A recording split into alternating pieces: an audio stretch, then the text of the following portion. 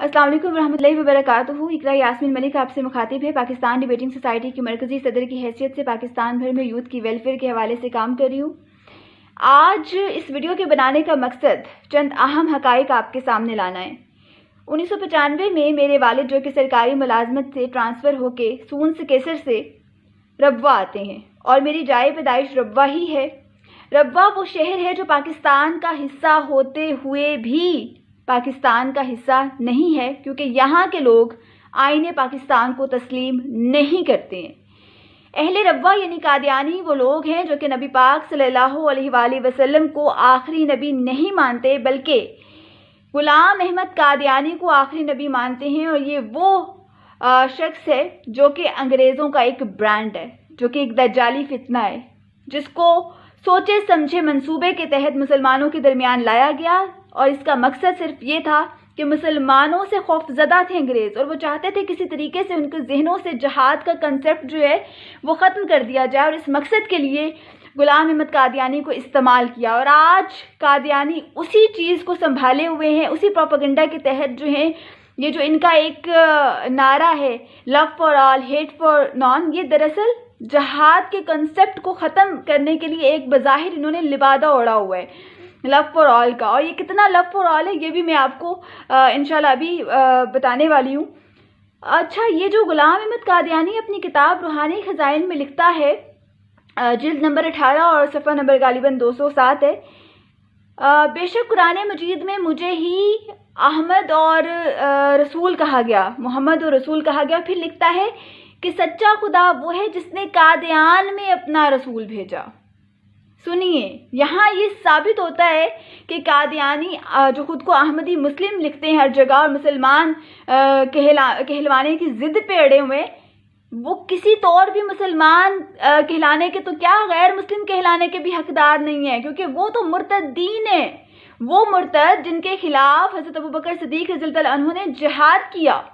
और ये पाकिस्तान के कितने खैर ख़्वाह हैं इसका अंदाज़ा इस चीज़ से लगाइए, क्योंकि मेरी सारी स्कूलिंग वहाँ की है, मैंने वहीं से ग्रेजुएट किया। और ये जो इस वक्त आप डिग्री देख रहे हैं मेरे हाथ में, ये इन्हीं के जो एक इदारा है नुसरत जहाँ गर्ल्स पोस्ट ग्रेजुएट कॉलेज रब्बा, वहाँ से मैंने ग्रेजुएट किया।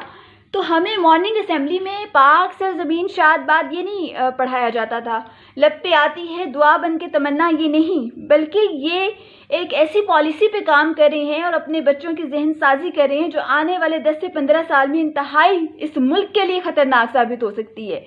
सुनिए, जो इनका नज़रिया है, जो ये अपने बच्चों को असेंबली में जो रोज़ रटवाते हैं, उनके जहनों में बिठाते हैं, कभी ये भूल न जाना ये बेज़रर से लोग जो हक़ की राह में गर्दन कटा भी सकते हैं। इमाम वक्त के अबरू के एक इशारे पर, इमाम वक्त से मुराद वो मसरूर अहमद है जो कि अभी इनका रिसेंट खलीफा है। इमाम वक्त के अबरू के एक इशारे पर तुम्हारे ज़ौम के पुर्जे उड़ा भी सकते हैं। ये लव फॉर ऑल का प्रचार करने वालों का असल चेहरा है।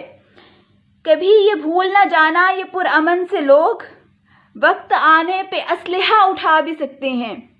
सदर उम्मी के दफ्तर पे जब रेड हुआ तो असलहा बरामद हुआ, ये हकीकत पर मबनी चीज़ें हैं। इमाम वक्त के चेहरे पे जो मलाल आए तुम्हारी 7 नस्लें मिटा भी सकते हैं। ये कादियानी धमका रहे हैं, धमकी दे रहे हैं मुसलमानों को, उम्मत मोहम्मदी को।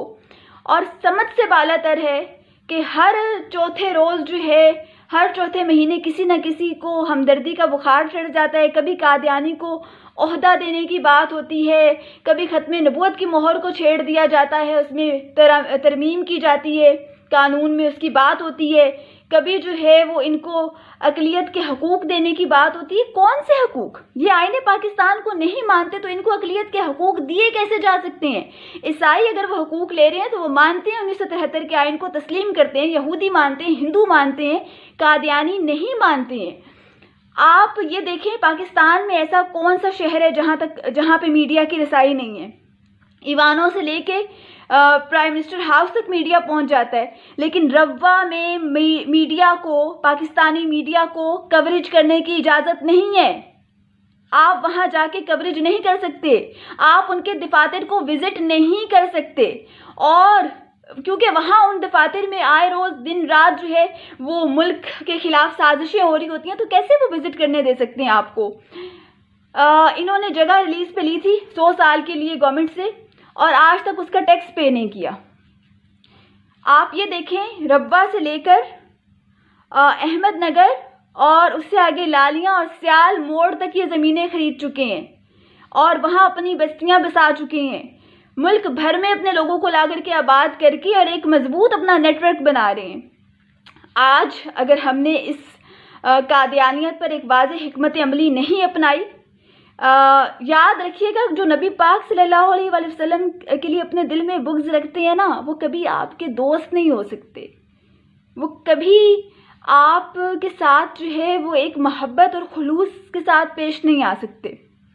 میری آپ سب سے یہ گزارش ہوگی کہ قادیانیت کے اوپر ایک واضح موقف اپنائیں اور اس میں ذرا بھی لچک جو ہے وہ کسی صورت نہیں ہونی چاہیے۔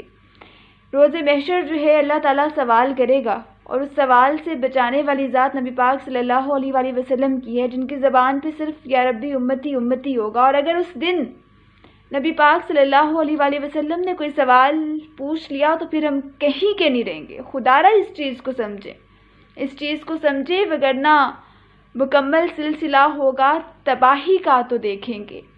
پس پردہ چھپے تھے کیا حقائق پیش منظر کے۔